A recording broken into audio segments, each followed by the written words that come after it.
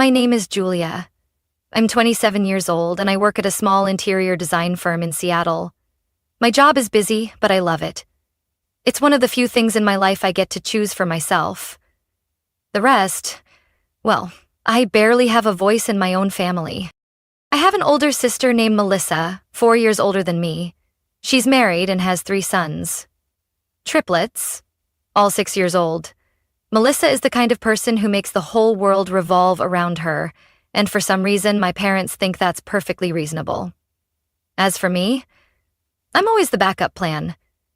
Babysit when I'm free, babysit when I'm tired, and even when I'm trying to enjoy myself, I somehow end up back on aunt duty.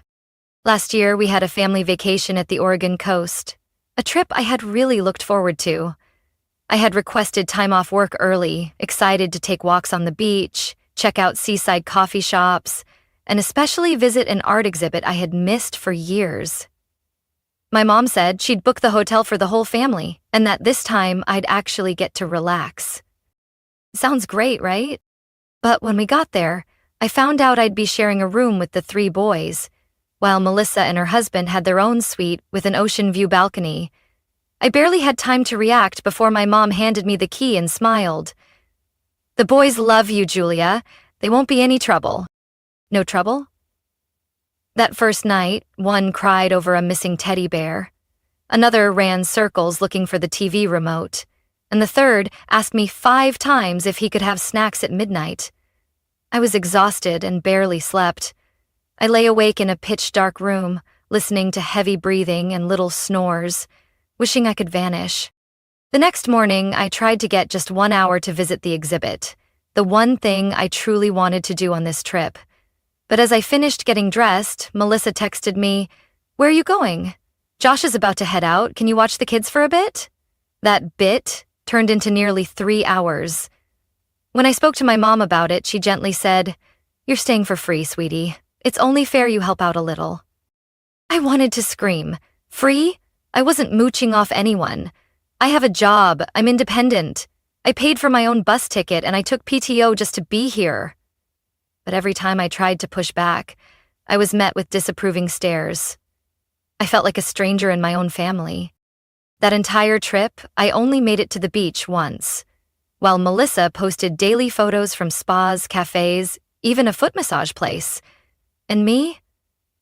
I spent most of my time cleaning up cookie crumbs, changing the kids' clothes, and answering an endless stream of, "Aunt Julia, can I?" I didn't say much back then. I just packed my things in silence, and when the trip ended, I promised myself there would be no second time. But I was wrong. This year, another family trip is coming, and my parents are already planning like everything will go the same as before. No one asked me anything. They just sent the itinerary and a message. "Summer trip, we're all going together, just like every year." I looked at the message in the family group chat, my hands trembling. Do they really think I'd step right back into that babysitter aunt role? I started typing a response. This time, I wasn't staying quiet. As I stared at a message from my mom on my screen. "This year's trip will be so much fun, Julia. You're riding with us again, right? I've booked 2 rooms, one for the kids, one for us." I took a deep breath and replied, "Thanks, Mom, but this year I'll be driving myself. I've already booked my own room." Less than 3 minutes later, my phone rang. It was Mom. "Julia, what are you saying? Why book your own room? I've already arranged everything." "Mom, I want my own space. Last year I barely had a minute to myself. I need a real vacation." There was a beat of silence, then her voice dropped, tinged with disappointment. "But that means you're separating from the family. Melissa will have to handle the kids on her own. And who will help when she needs a break?" "I'm not the nanny, Mom," I said, calmly but firmly. "I work, I earn my own money, I'm an adult. And this time I'm not repeating last year's mistake." That night, Melissa sent me a long, emotional text. She said she was overwhelmed, tired, and felt betrayed that I wasn't stepping up like before. She reminded me that I'm still single with no kids, so helping out is the least I could do. I didn't reply right away. I needed to think, to not act out of anger. But when I read the part where she wrote, I just wanted us all to have a fun family vacation, and now you're acting like you've been deeply wronged. I put my phone down and felt something inside me snap. A few days later, Dad called. He wasn't angry, just concerned. Are you really planning to go separately? Yes, Dad. I booked a nearby hotel, but a private room. I'll join the group activities, but the rest, I want to decide for myself. Melissa's really upset, you know. I used to be upset too, Dad. Really upset. But no one seemed to notice. I thought he might try to convince me, but he just sighed. I get it. 3 days later, Melissa sent a message in the group chat. Impossible to misread. Have your personal vacation, Julia. But don't expect the family to be happy if you skip everything just because you want freedom. You don't get to do that. I didn't reply, but I added an extra layer of privacy protection to my hotel booking. I mapped out my entire schedule, a coastal craft workshop, a sunrise hike, and of course, an afternoon at my favorite gallery. This trip wasn't going to be about babysitting or swallowing my frustration. I had spent my entire 20s trying to please others, keeping things smooth, while my own needs were constantly pushed aside. This time, I was going to be heard. The night before departure, Mom sent a final message. We'll wait for you at the rest stop as planned. Even if you're not riding with us, I hope you'll still come. I read it in silence. I don't hate them. I just refuse to keep playing the role that's been draining me for years. At dawn, I left early. The air was cool and fresh. My suitcase sat neatly in the backseat, my favorite playlist played softly. I smiled. For the first time, I was heading somewhere for me, not for anyone else. And this vacation, no matter what happens, I won't let anyone push me back into a supporting role. This is my trip, and I'll live every moment of it. I had just checked into the hotel when my phone rang. I didn't need to look to know who it was. I took a deep breath and answered. Where are you? Melissa's voice cut through the speaker. Cold as steel. I just checked in, I said, trying to stay calm. Private room, like I told you. Private room? She laughed, a sharp, joyless laugh. Julia, are you seriously doing this? Turning our family vacation into your own personal getaway? No. I'm still joining the group stuff, I said slowly. But I also have the right to rest in my own way. I can't believe this, Melissa snapped. I'm juggling 3 kids, Josh is constantly on work calls, and Mom and Dad aren't getting any younger. Who do you think is going to help me if you just disappear like this? I closed my eyes, steadying myself. Melissa, I'm not disappearing. I'm just not going to be an unpaid helper like last year. I'm not 19 anymore. But you're still single, no kids, no real responsibilities except yourself. My sister's voice started to take on a sharp, accusing tone. You have so much free time, Julia. And me? I just need a little help. Just a little... Is that really too much? I gripped the phone tighter. I'm not your backup plan for burnout. I have a job, a life. I need rest too, Melissa. There was a pause on the other end. Then Melissa started crying. I'm exhausted, Julia. I haven't had a single night of decent sleep. You're free, relaxed, and I'm stuck in this endless cycle of fatigue. And you can't sacrifice even a little to help me? My heart sank, but I didn't back down. You chose motherhood. I respect that. But you can't expect me to sacrifice my life just because you're unhappy with the one you chose. So it's all about you now. No. It's about knowing my limits, I said clearly. And I've learned that if I don't protect them, no one else will. The call ended in silence. I set the phone down, my heart still racing with emotion. I knew Melissa would tell Mom, and I knew the storm wasn't over yet. Sure enough, an hour later, Mom called. She wasn't yelling, but her voice was full of disappointment.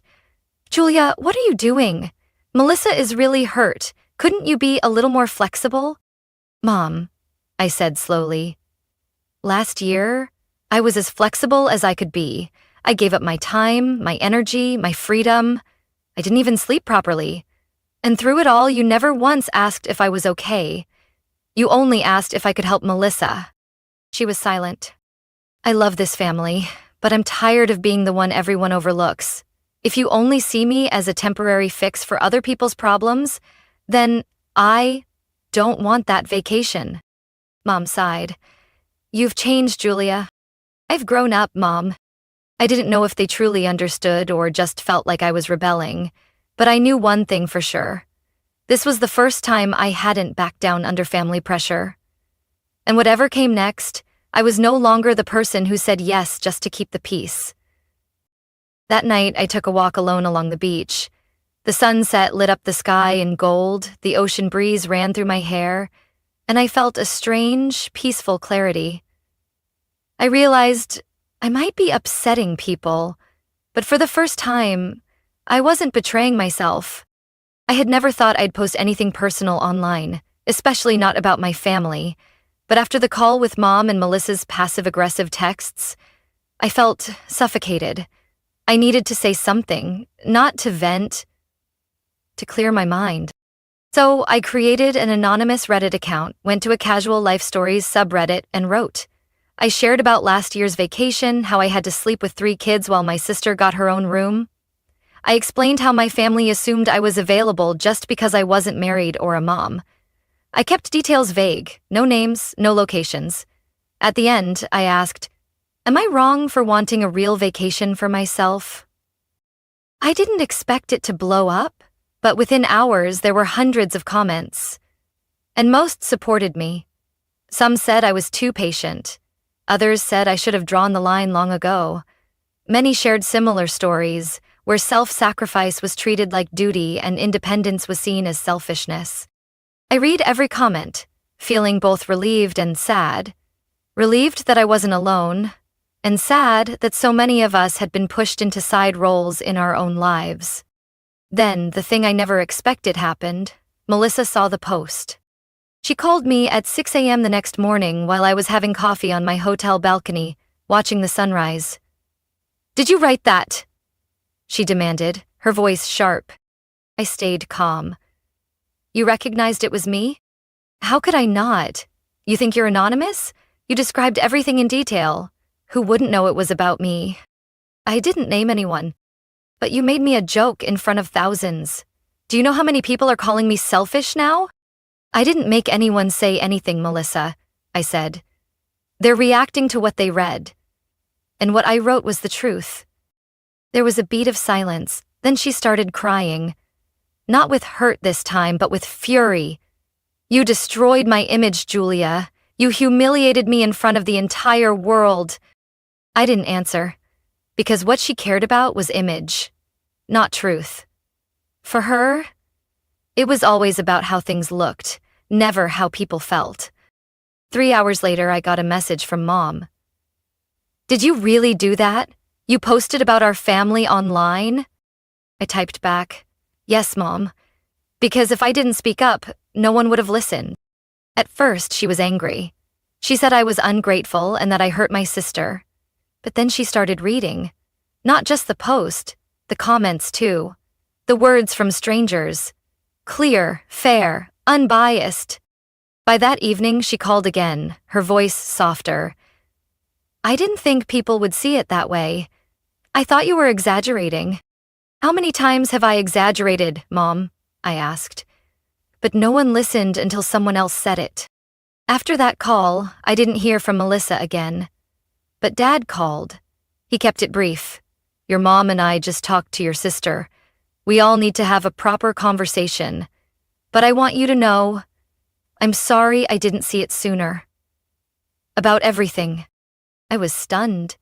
I couldn't remember the last time I'd heard Dad say sorry. That night, I got a message from someone unexpected. Josh, Melissa's husband. "I'm sorry for letting you be taken advantage of. I'm talking to Melissa. I think she needs to change." For the first time in years, I felt like someone in the family actually had my back. Not out of obligation, not for the sake of peace, but because they saw the truth. 2 days after my post went viral, Mom called again, with a short, heavy message. "Julia, the vacation's canceled." I froze. Not out of shock, just an unexpected wave of emotion. Part of me felt relief. Another part felt sadness. I had longed for a vacation for myself after so much sacrifice. But instead of getting that freedom, I ended up paying for the truth being exposed too quickly, too loudly. Since your post, Melissa hasn't really spoken to anyone, Mom sighed. Josh got so upset he left to stay with his parents in Olympia.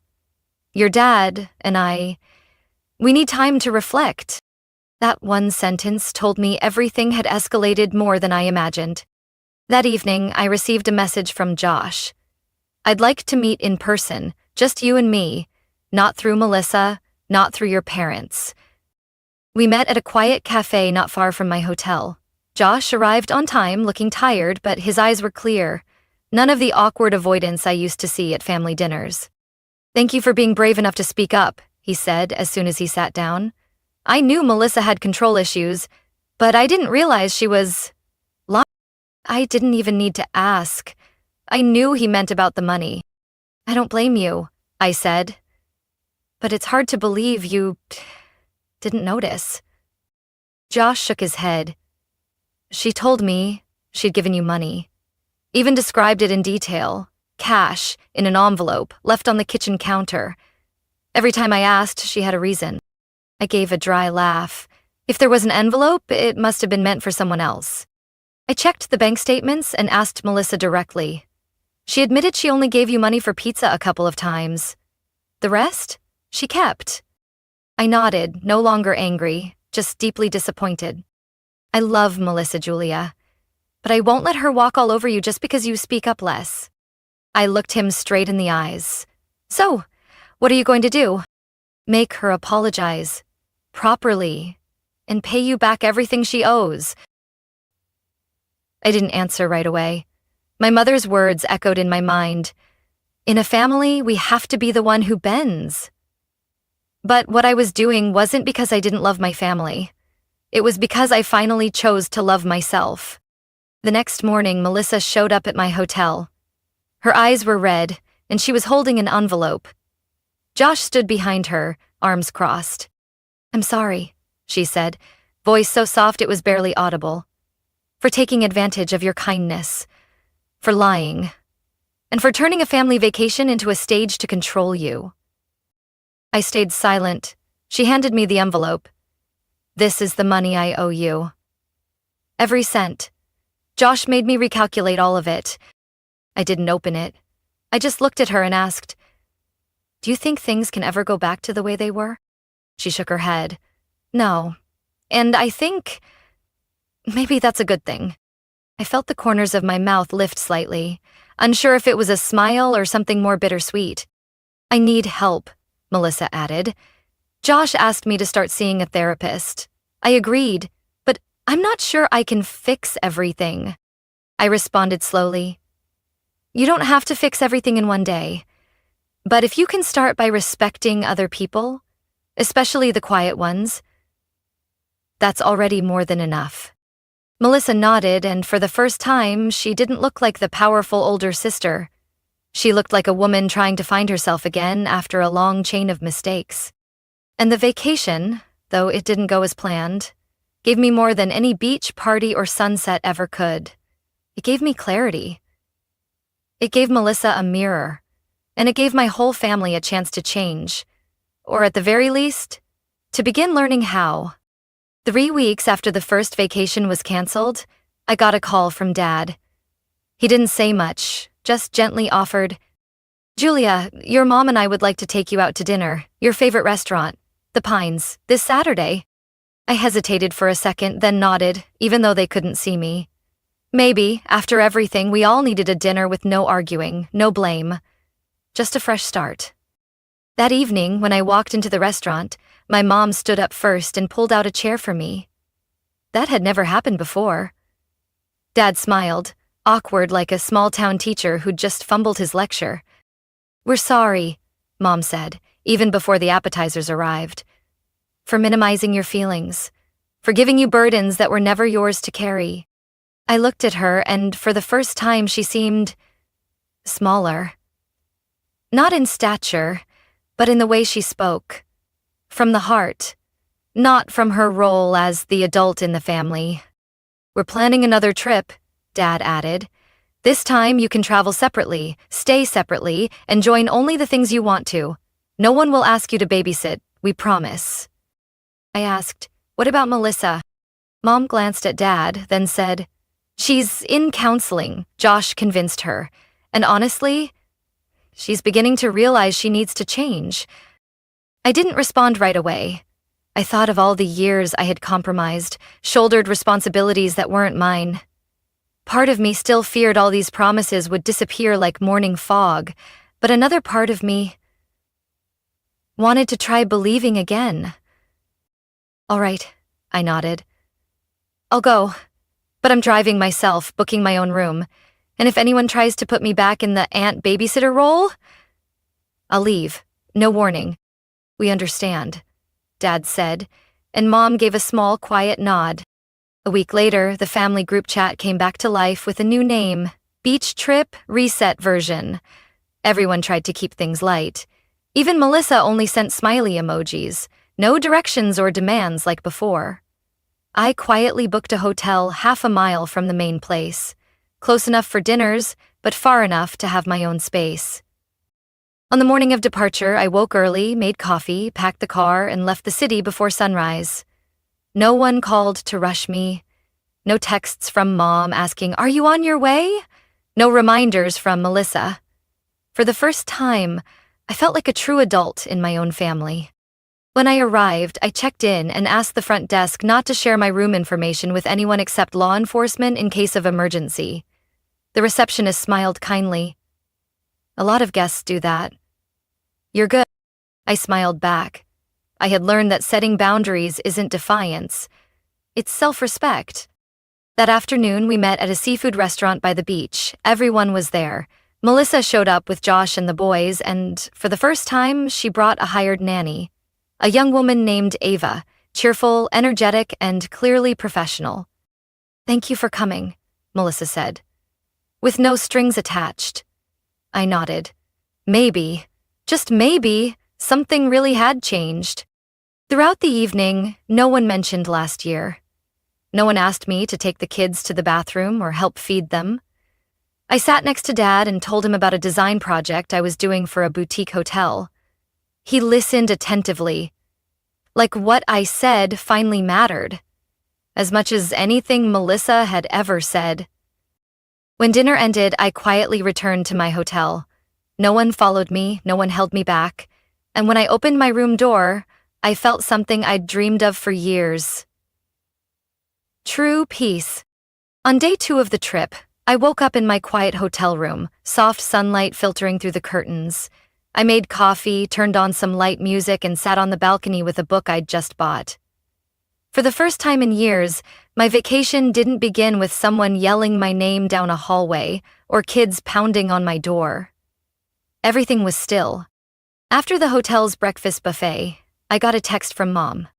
"We're heading to the seaside park this afternoon. Wanna join?" I replied simply, "I'll come by later if I finish up on my end." No promises, no pressure. Most importantly, no guilt. Around 10 a.m., I visited a local art gallery I'd wanted to see since last year. I wandered through the paintings, studying each brush stroke, and for the first time, I felt this vacation truly belonged to me. Just as I was leaving the gallery and planning to grab coffee by the beach, my phone buzzed. It was Ava, the nanny Melissa had hired. "Hi, Julia. I'm sorry to call, but Melissa asked me to see if you could watch the boys for about 15 minutes. She said it's urgent." I didn't answer right away. A chill ran down my spine. I took a deep breath, steadying myself. "Ava, I think you're great," I said slowly. "But I'm not the babysitter. If Melissa has something urgent, she should have planned ahead or made other arrangements." "Yes, I understand. I'm just doing what she told me to." "That's okay. You're doing your job. Thanks for calling." I hung up, then immediately texted Josh. "Your sister's trying to pass the kids off to me again, this time through Ava." 2 minutes later, Josh called. His voice couldn't hide his frustration. "Thank you for telling me. I'll take care of it." That afternoon, when I showed up a little late to the seaside park, the energy had shifted. Melissa didn't look at me, and Josh was off playing soccer with the boys. Mom came over, holding a lemonade, and said quietly, "We heard about what happened earlier. I'm sorry." Melissa should have known better. I simply nodded. I wasn't here to keep arguing. I was here to live true to myself.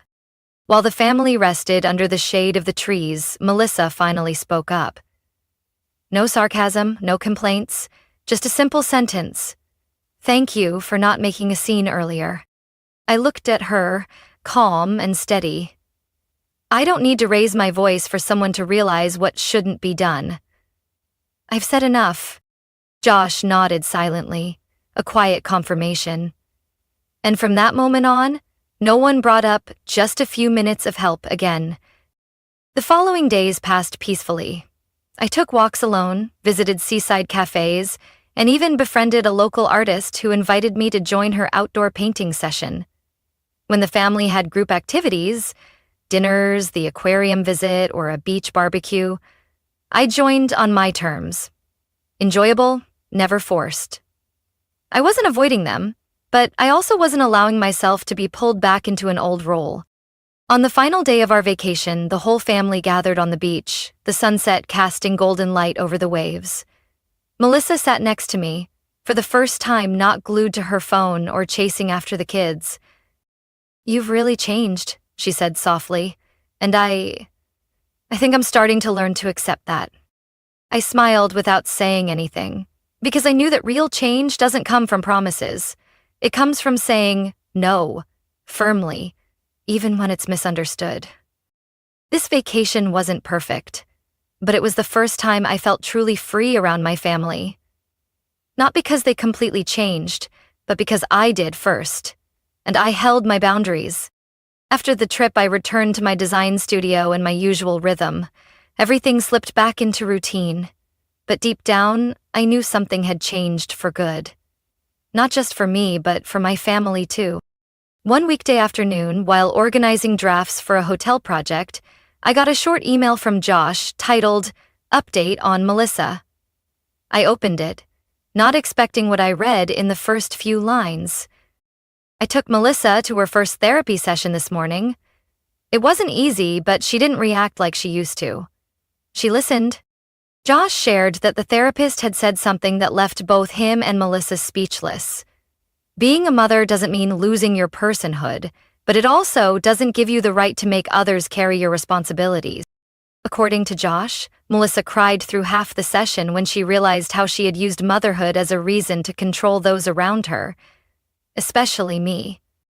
At the end, Josh wrote, "I'm sorry it got this far, but thank you.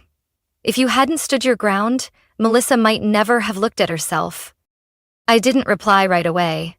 Not out of coldness or anger, I just needed a quiet moment to feel something rare. Growth. From the very person who used to make me feel invisible. 2 weeks later, Melissa texted me to ask if I'd have lunch with her. I was hesitant at first, but I agreed. We met at a small cafe near the park where she used to take the kids. No children, no interruptions. She arrived on time, for the first time in years, with no requests, no complaints.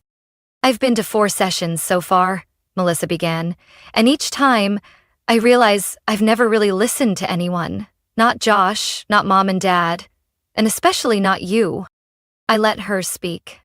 I think being the oldest and growing up as the only adult in the house for a while, I got used to thinking everything should revolve around me. When I had kids, I panicked. And instead of asking for help the right way, I just expected it. Especially from you. I nodded lightly. "I understand. But understanding doesn't mean accepting." "And you shouldn't have accepted it," Melissa said firmly, then gave a sad smile. "Josh hired a full-time nanny last week. Ava will help with school runs and teach the kids basic life skills. I'm not asking for your help anymore. I just hope one day you'll see that I'm changing." I looked at her for a long time. I saw the tiredness, but none of the old pride. Instead, there was something real. Humility. the clarity that comes after being overwhelmed for too long. From that day on, things started flowing in a new direction, slowly but steadily. Mom called me weekly, but always began with, "Are you free?" Not, "Can you help me with something?" Dad started sending me pictures of the garden bench he built himself, instead of asking me to do it for him. As for Melissa, she was still relearning how to be just a sister, not a commander. Sometimes the old instincts came back. But I knew how to hold the line now, and she was learning to stop before crossing it. I kept the healthy distance, not to stay away, but because I was rebuilding a bridge. One with stronger supports, clearer boundaries, but wide enough for both sides to meet if we both chose to walk across. When fall arrived, I received a handwritten card from Melissa. Just one sentence, written in the familiar, rounded handwriting I remembered from high school. "Thank you for not staying silent forever." I held the card for a long time, not because I was overwhelmed, but because I knew this wasn't the end of the story. But at least, from now on, I wouldn't be the only one listening without being heard. And that, for me, was a beautiful beginning to any kind of change. About a month after coming back from vacation, I got an unexpected message on Instagram. It was from Emily, the woman who worked at the little bookstore on the corner where I often spent my weekends. "Hi, Julia. I don't know if it's coincidence or fate, but I read that Reddit post, and I knew it was you." My heart skipped a beat. Not from shame, but because I never expected someone from my real life to connect with a story that began with frustration and ended with self-wrecked. Emily had always caught my attention, not because she was flashy, but because of the way she patiently introduced each book with a gentle smile. Always kind, never superficial, like someone who could see right through people, without needing many words. I replied, "I guess that post traveled further than I thought." She messaged back almost instantly. "It did, because it was real. And because so many people have been Julia in their own families, but never found the words."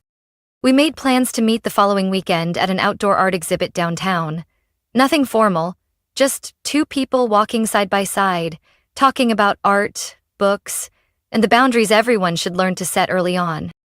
I didn't tell Emily how many sleepless nights I'd spent because of a careless comment from someone in my family, but I did share how I once learned to stay silent, and how I finally had to relearn how to speak up. She listened without judgment, and said one thing I'll never forget. "You're not selfish, Julia.